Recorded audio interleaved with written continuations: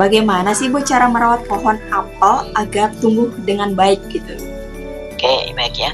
Nah, apel itu kan dia akan dipanen setiap saat ya. Jadi tanaman itu kalaupun tidak kita rawat dia tumbuh saja, dia akan menghasilkan juga ya, tapi tentu saja tidak sebaik ketika kita rawat.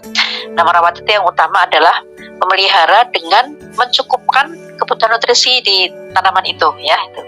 Jadi kalau kita sudah mengusahakan apel secara komersial ya, itu harus dijaga nutrisinya, dipupuk secara rutin ya. Pasti ibu tidak punya data, tapi kalau dicari bisa diketahui berapa lama, berapa periode, berapa harus dipupuk ya, pupuk komposisinya apa. Kan di pupuk itu kan ada sumber yang utama, ada sumber nitrogen, sumber fosfat ya, satu lagi sumber kalium ya, NPK ya, pupuk NPK itu merupakan kita sebut sebagai pupuk makro ya. Kenapa? Nitrogen itu nanti gunanya adalah untuk dia menghasilkan protein terutama ya, karena kalau di tanaman itu kan kita tidak usah menyediakan karbon dan air, mereka dengan kemampuan berikan kemampuan fotosintesis dia bisa memfiksasi karbon. Nah, sehingga karbohidrat itu sudah ada di dalam tubuh tanaman.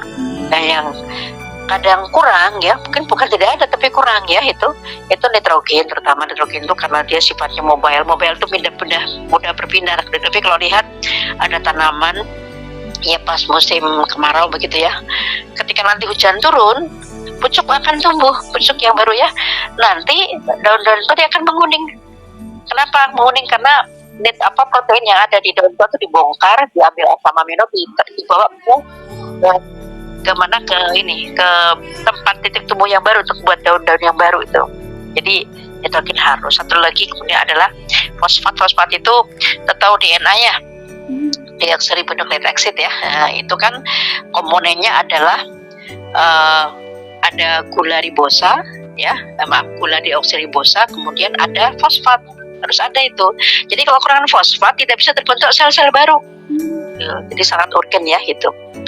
Nah, satu lagi adalah dan selain fosfat untuk DNA itu juga ada basa nitrogen, jadi tetap membutuhkan N ya. Satu lagi adalah kalium. Kalau kalium ini dia sifatnya adalah sebagai aktivator aktivator enzimatik di dalam tanaman, juga pada manusia juga begitu ya gitu. Jadi kalium harus cukup ya. Itu harus dipenuhi selain unsur-unsur mikro. Misalnya kalau pada tanaman itu kan klorofil itu menjadi penting karena dia dengan klorofil maka Allah karunia kemampuan tanaman itu nanti bisa mengubah atau memanen energi surya diubah menjadi energi kimia kan ya gitu. Nah, itu struktur kimianya mirip sekali dengan darah. Coba di googling ya, cari struktur kimia darah kita dengan struktur kimia klorofil. Bedanya apa? Cincinnya di tengah-tengah itu, kalau manusia tuh Fe, jadi kita nggak boleh kekurangan Fe ya. Kalau kekurangan Fe nanti butir darah merahnya juga kurang ya. Kalau pada klorofil itu adalah magnesium, ya itu juga harus cukup, karena kan aktivitas pembeda utama tanaman atau tumbuhan dengan yang lain itu kan karunia kemampuan untuk berfotosintesis. Jadi kekurangan kalsium, klorofilnya kurang, kemampuan fotosintesisnya juga kurang ya itu.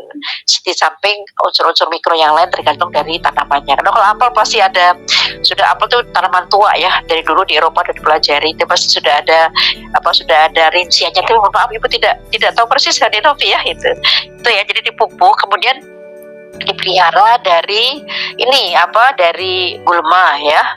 Gulma terutama yang ada di sekitar tanaman, karena gulma itu kan akan menyaingi tanaman untuk ikut mengambil. Kalau kita pupuk, gulma juga bisa ikut ngambil tuh ya, sama-sama berakar, sama-sama butuh butuh NPK tadi ibu sampaikan ya. Kalau tidak dibersihkan maka gulma juga akan mengambil, jadi harus dibersihkan dari gulma. Kemudian juga dijaga dari serangan penyakit. Pada apel itu yang banyak didiskusikan adalah penyakit skep ya namanya ya, penyakit skep itu langsung pada buah apelnya, yang bikin nanti apelnya jadi coklat hitam dan itu ya. Nah, itu kalau udah kena itu apel udah nggak ada, orang malas beli ya.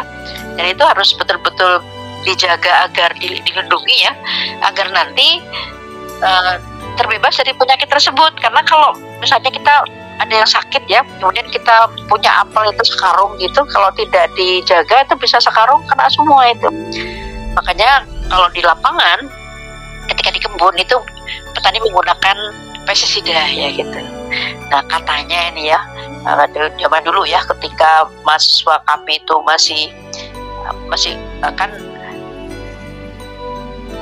kayak Fakultas Pertanian itu kan pindah ke Darmaka tahun 2000. Jadi sebelum tahun 2000 itu ada yang magang, ya mahasiswa magang di daerah Malang. Itu katanya petani apel tuh kalau nyemprot pestisida itu sampai netes-netes gitu, orang Jawa bilang tuh kotos-kotos deh ya, sampai netes-netes. Kenapa? Untuk memastikan dia terjaga dari penyakit skep itu terutamanya.